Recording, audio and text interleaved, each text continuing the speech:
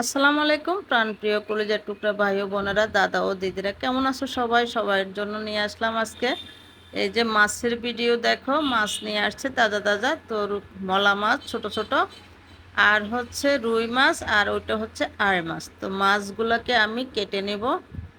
তো কেটে রান্না করাটা তোমাদেরকে শেয়ার করব। দেখো, মাছ অনেকগুলো মাছ নিয়েছে, সবগুলো মাছ আমি কাটতে পারবো না, ছোট মাছ কিছু রেখে দিব।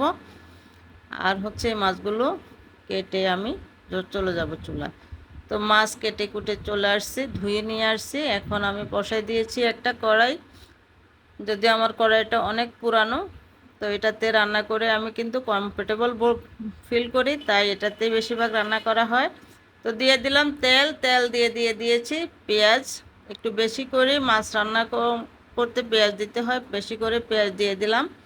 তো পেঁয়াজটাকে আমি এখন ভাজা ভাজা করে নেব। তো দিয়ে দিলাম আমি মরিচের গুঁড়া, এখানে লাল মরিচের গুঁড়া দিয়ে দিলাম।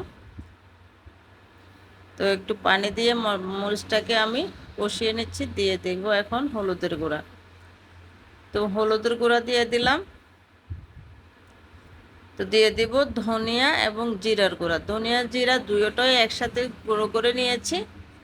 তো দিয়ে দিলাম। মশলাগুলোকে আমি ভালো করে কষিয়ে নেব। তো মশলা যত বেশি কষানো হবে, ততই কিন্তু রান্নাটা মজা হয়। দিয়ে দিলাম স্বাদ মতো লবণ। তো এখানে আমি 2টা মাছ রান্না করব, ওই হিসাবে আমি মশলা দিয়ে দিয়েছি। দিয়ে দিলাম আদা রসুন পেস্ট। তো ভালো করে এগুলোকে কষিয়ে নেব। মশলাটা কষানো হয়ে গেলে আমি দিয়ে দিব এখানে মাছ। তো ভালো করে কষাই নিলাম মশলা। তো এখন আমি দিয়ে দিচ্ছি এখানে এই যে আড় মাছটা দেখছো, এই যে আড় মাছগুলো দিয়ে দিলাম। তো আড় মাছটাকে একটু কষিয়ে নেব, উল্টে পাল্টে কষিয়ে কষানো হয়ে গেলে ঝোল দিয়ে দিব আমি। তো মাছটাকে ভালো করে কষাই নিতে হবে। এই যে দেখো, উল্টে পাল্টে দিচ্ছি।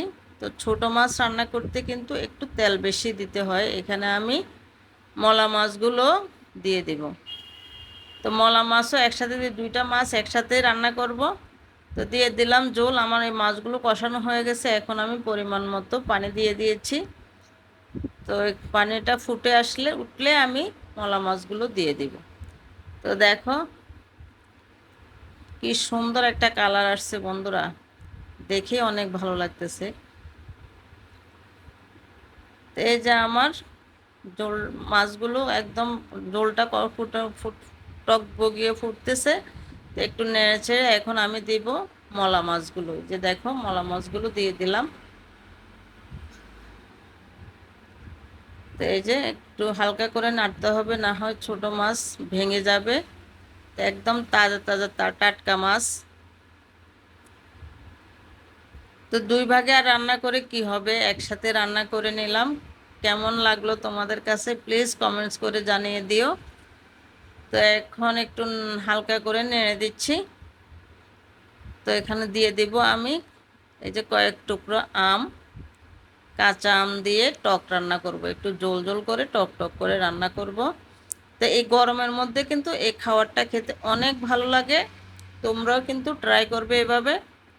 আর দিয়ে দিলাম এখানে কাঁচা মরিচ, এই যে 2টা বোম্বাই মরিচ আমি ফালি করে দিয়ে দিয়েছি, যেহেতু ছোট মাছ কিন্তু একটু ঝাল ঝালে খেতে ভালো লাগে। তো এই যে রান্না হয়ে গেছে, আমি নামানোর আগে দিয়ে দিলাম কিছু ধনিয়া পাতা। তো কেমন হলো ভিডিওটি? যদি ভালো লাগে প্লিজ লাইক কমেন্ট শেয়ার করো। তো পরবর্তী ভিডিও